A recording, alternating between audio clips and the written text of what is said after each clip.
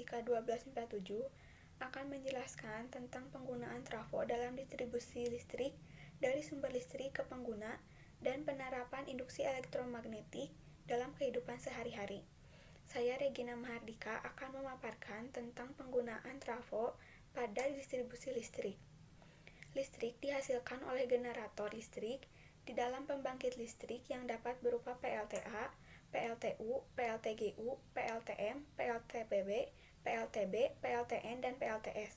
Energi yang sudah dihasilkan dinaikkan tegangannya dari 6.000 volt menjadi 500.000 volt oleh transformator. Tegangan tersebut akan disalurkan melalui saluran udara tegangan ekstra tinggi yang biasa disebut sutet untuk diteruskan menuju berbagai gardu induk. Tegangan akan diturunkan dari 500.000 volt menjadi 150.000 volt sebelum disalurkan melalui SUTT atau saluran udara tegangan tinggi menuju gardu induk distribusi. Tegangan 150.000 volt umumnya digunakan di pabrik untuk menghidupkan mesin berukuran besar. Perkenalkan, nama saya Nerati. Saya akan melanjutkan pembahasan dari Regina.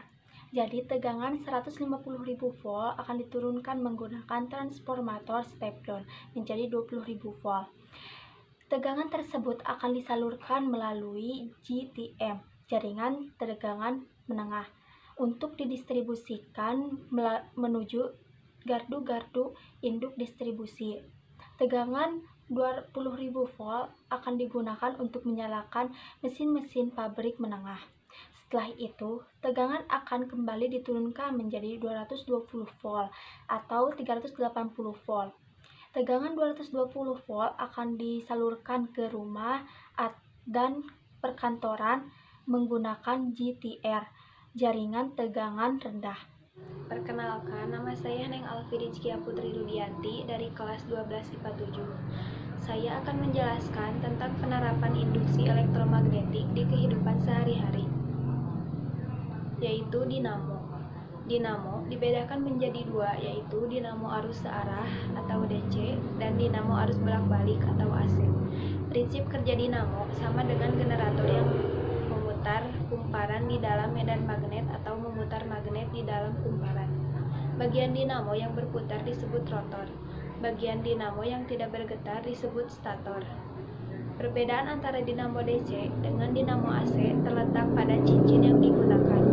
Pada dinamo arus searah menggunakan satu cincin yang dibelah menjadi dua, yaitu disebut cincin belah atau komutator. Cincin ini memungkinkan arus listrik yang dihasilkan pada rangkaian luar dinamo berupa arus searah walaupun di dalam dinamo sendiri menghasilkan arus bolak-balik. Adapun pada dinamo arus bolak-balik menggunakan cincin ganda atau dua cincin.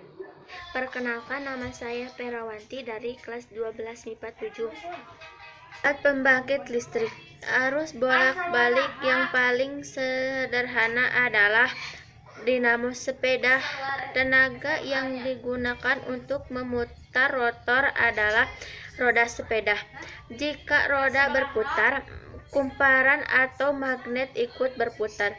Akibatnya timbul gaya gerak listrik industri pada ujung-ujung kumparan dan arus listrik mengalir. Makin cepat gerakan roda sepeda, makin cepat magnet atau kumparan berputar, makin besar pula gaya gerak listrik industri dan arus listrik yang dihasilkan jika dihubungkan dengan lampunya. Lampu semakin terang. Gaya gerak listrik industri pada dinamo dapat diperbesar dengan cara putaran roda dipercepat menggunakan magnet yang kuat. Jumlah lilitan diperbanyak dan menggunakan inti besi lunak di dalam kumparan. Perkenalkan, nama saya Rifa Ainun Nabila.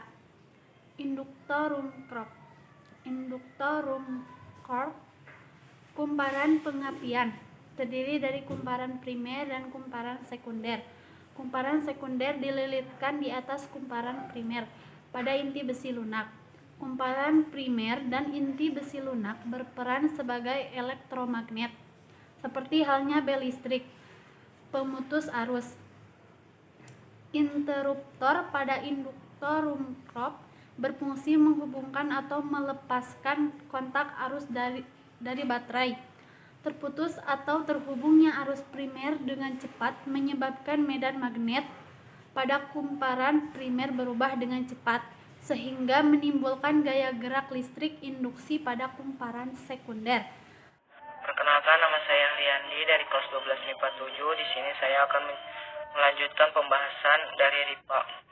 Kumparan sekunder memiliki lilitan yang sangat banyak, sehingga dengan tegangan sekunder yang sangat kecil 12 volt dapat menyebabkan tegangan sekunder yang sangat tinggi 10.000 volt sampai 20.000 volt. Tegangan tinggi ini jika dihubungkan dengan busi kendaraan bermotor dan menyebabkan terjadinya percikan bunga api pada celah udara di antara elektroda busi.